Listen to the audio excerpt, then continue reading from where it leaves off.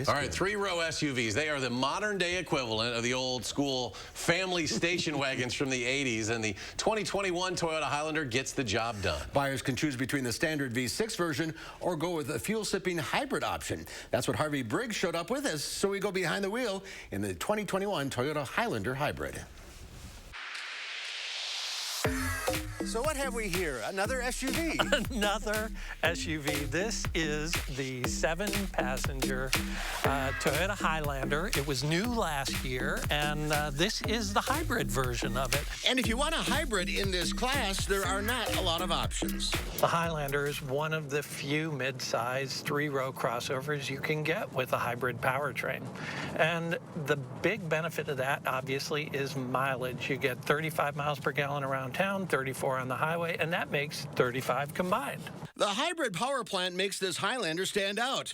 It's also one of the things Harvey's not thrilled about with this vehicle. The biggest drawback for me in this vehicle, and it's interesting because the RAV4 hybrid I really like, this hybrid is a little rough. In terms of the engine, that 2.5-liter 4-cylinder feels a little rough, a little noisy. The transitions are not what I would consider best in class. Another thing that concerns Harvey is the price. Our test Highlander with options costs just shy of $51,000. This is a limited version, so it's almost all loaded up.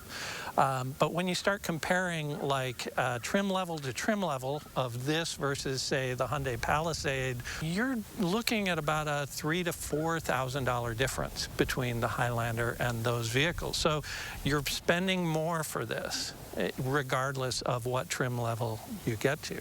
But there is plenty to like here. Every Highlander, no matter the trim level, is equipped with an extensive suite of standard driver assistance features. Harvey likes the new design. It's more truck-like and more sporty at the same time. You see a bunch of kind of reflection of the new Toyota design ethos in the sheet metal here, like the rear quarter panel. You see how that has almost like that little flowing line up? Yeah, that kind of, they took that from Supra and brought it over to Highlander. The nicely equipped cabin is packed with infotainment features, USB plugs everywhere, wireless phone charging, and tons of room. There's tons of room in here in the first and second row. The third row is serviceable, and you can add more to it thanks to the sliding second row seats. So if you need to put 7 people in here or 8 in this configuration, you can adjust that seat back and forth and get a nice balance and compromise between second and third row passengers. There is a lot of competition in this category of mid-sized 3-row SUVs. So how do you decide on what sits in your driveway? It becomes a real question of, do you like the way this is put together? Does it fit you? Does it feel right? And that's why I talk to a lot of people now. I say, pick 3 in a category. Go look at each of them, and then see which one works best for you and your needs. And this could very well be one of them. So all around, yeah. Really nice vehicle. 1 to 10, maybe an 8? I'll give it a 7.5, I think. And if mileage is really important to you, then it goes to 8. And Harvey joins us now. From the mountains. This. He's shooting the sequel to Easy Rider, we think.